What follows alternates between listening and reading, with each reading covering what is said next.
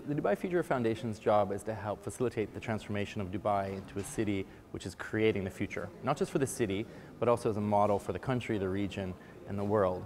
And we do this through several ways, by working with designers and technologists under our flagship program, the Museum of the Future.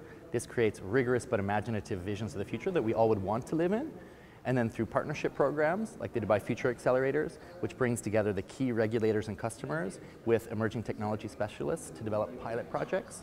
And through large-scale pilot projects like our 3D printed Office of the Future or our blockchain or our self-driving vehicle targets. This helps the government of Dubai and all of our private sector partners understand and develop competitive advantage around these emerging technologies, and also helps us understand as government how we should start to develop rules and regulations that will help Dubai, the UAE, and the world succeed in the challenges that we face in the 21st century.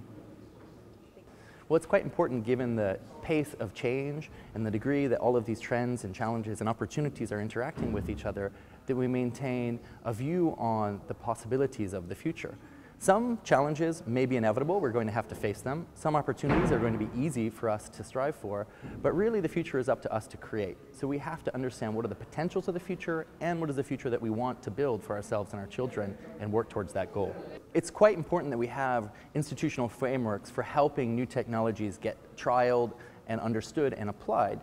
For example, when we were building the 3D printed building, it's the world's first and only 3D printed building. There were no rules for what 3D printed cement could and couldn't do. So had we not been able to support it from a government perspective, such an innovation would never have occurred. So it's quite important for us to have a flexible framework that we can start to do pilot projects and explore new technologies, new business models, and new ways of doing things, but still have the safety and security of IP protection, dispute resolution, adjudication if there ever anything goes wrong. So having some sort of middle ground which gives us a legal framework into which to explore these pre-legal innovations is quite important for Dubai and the UAE to achieve its long-term goals. Well, there's sort of two approaches to regulating innovation.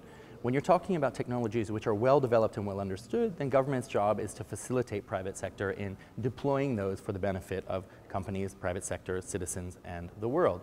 But when you're dealing with early stage technologies for which the technology is yet to be refined, the regulations and the impacts are still being developed, it's quite important that government plays an active role in facilitating bold experiments, but in doing so in a way that protects public interests and private sector. So really, depending on where we are and what technology we're using, government should both facilitate the deployment of that technology in a more passive way, or, in the things that are most excited right now, really take a hands-on role of taking leadership and facilitating transformative innovation with these emerging tools and technologies.